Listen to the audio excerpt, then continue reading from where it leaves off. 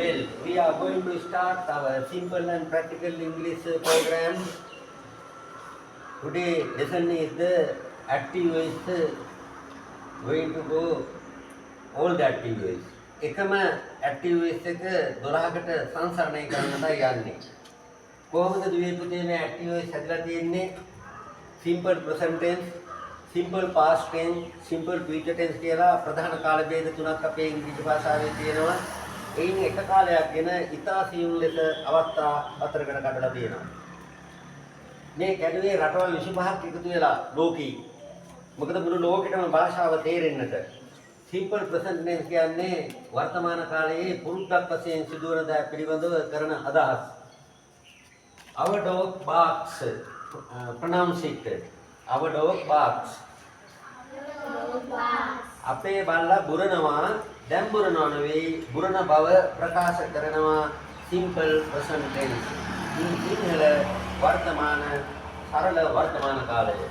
Our dog is barking. අපේ බල්ලා බුරමින් සිටී. present continuous tense කියන්නේ පුතේ මෙන්න මේ කාලය. occurring thing කියලා ඉංග්‍රීසියෙන් කියන්නේ occurring thing දැන් කෙරෙමින් තියෙනවා. Another one, our dog has barked. අපේ බල්ලා බුරලා.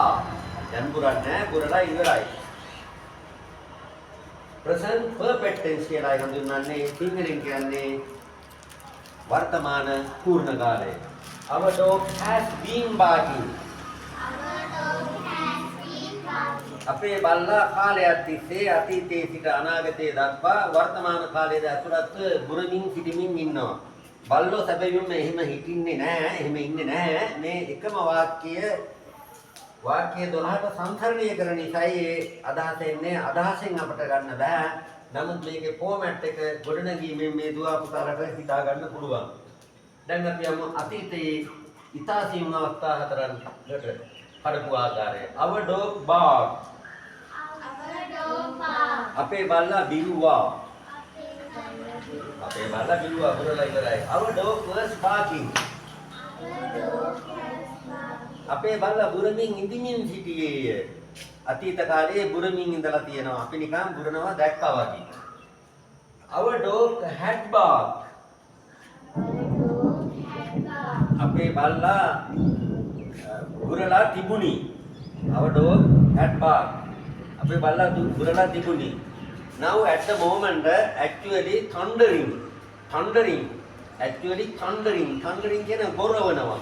Sometimes it may be put into our phone also. සමහරට phone එකට මැදලා ඇති ඔය thundering කරනවා. ඒක මේ නැත් සිදුවෙමින් ඉන්නවා. මේ වාක්‍යයයි මෙන්න මේ ප්‍රශ්න continuous tense එකට දැන් සිදු වෙනවා. Our dog had been barking. අපේ බල්ලා බුරමින් ඉදිමින් සිටියේ අතීත කාලයේ පිළිගත යුතු එක්තරා කාලයක සිදුවීමින් තිබුණා. දැන් අපි future tense අනාගත කාලයට බලමු. Our dog will bark. අපේ බල්ලා බුරාවි. simple future tense. Our dog will be barking. අපේ බල්ලා නියතවම බුරාවි. අපේ බල්ලා බුරන බව නියතවම බුරනවට තමයි will be ing යොදනෝනේ වාක්‍යයක් නිර්මාණය කරනවා නම් ඒක අනිවාර්යයෙන්ම කෙරෙනවා. Sir will be coming tomorrow. Sir හෙට එනවා. I will be writing for you. මම ඔයාට ලියනවා. මෙන්න මේ ටෙන්සස් එක ගැන හොඳට බලා ගන්න will be ing දාන්නේ නියතම සිද්ධ වෙනවා. Our dog will have barked. මේ ටෙන්සස් එක කතුරුකාරයේ උගන්වන්නට තහනම්. මොකද අනාගත කාලයට දෙකක් දීලා තියෙනවා. මේ දෙක උගන්වන්නේ නැහැ. මේ දෙක භාවිතයේ අඩුයි. නමුත් මේ දෙකේ ගොඩනැගිල්ල අපි ඒක හොඳට මතක තියාගන්න ඕනේ. අපිට ඉදිරියට පැසිව් වේස් ඉගෙන ගන්න ඕනේ. ඒක කියන්නේ කර්මකාරකයේ වාක්‍යයේ තියෙනවා 8ක්. කර්මකාරක කියන්නේ මේ කතුරු මුලට දාන ඒවා කතුරුකාරකය. කර්මකාරක කියන්නේ කර්මපදය මුලට දානවා. කරන්න නොහොත් කිරීමට ලක්වන පුද්ගලයා මුලට දාලායි කියන්නේ. ඒ වීඩියෝ එක ටෙස්ට් එකේ I will put into my video Thank you so much. You better brush up your active waste correctly. Thank you so much. Bye.